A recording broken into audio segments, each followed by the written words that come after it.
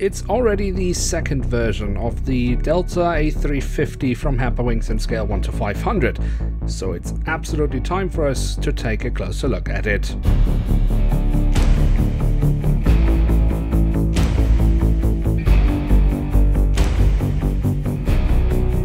Hello and welcome to a new episode of Review. Today we will take a closer look at an Airbus A350-900 from Delta Airlines. On the box we have the cutout at the front side so we can get a glimpse of the aircraft inside, and we also have the Delta Airlines branding on top.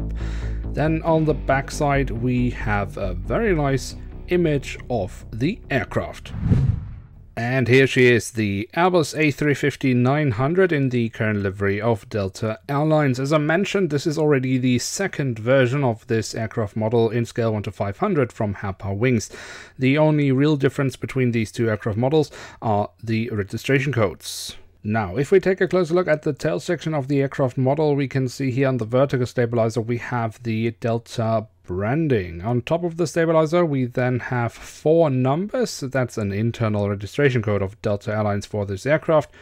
The full registration code of the aircraft we then find on the fuselage, where we also have the flag of the United States of America, and we do of course also have the SAT dome here in the back, a very nice little detail. At the front of the aircraft we then find the Delta Airlines branding once more, and also the logo of the SkyTeam Airline Alliance. Of course we also have some details around the cockpit itself, of course the very recognizable markings around the cockpit windows. We do also have the window wipers printed on, and if we look at the other side we also have the emergency hatch, but we could definitely have a few markings more here and there in the print. While the fuselage has mostly been kept in all white, the engine nacelles have been given this very nice dark blue coloring. And the engine nacelles themselves are also quite nicely detailed. Here we can see from the side or the back part of the engine that looks quite decent, and if we look into the engine from the front we can also see the engine fan blades. Now it's also worth taking a look at the wings, because here we can see on the top side we have the markings as to where to walk on the wing, and we do also have the different flaps, slats and spoilers carved out very nicely indeed. Also, the underside of the wings looks pretty alright if you ask me. My personal highlight, of course, on the wings are, however, the winglets, which look really awesome with the Delta branding. The Delta branding can also be found on the belly of the aircraft. Unfortunately, we do have a hole here in the fuselage that has been implemented for a stand, which, however, is not included with this aircraft model. And then we can take a quick look at the landing gear here, the main landing gear underneath the wing. And here we can take a look at the front landing gear as well.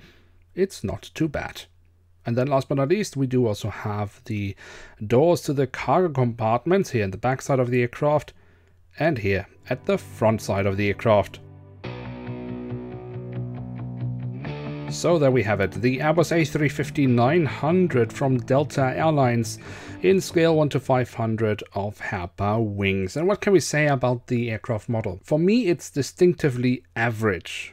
Nothing spectacular, nothing really bad. I mean, the standard is as we can expect it from Herpa Wings. I just wish they would add a few more details here and there in general.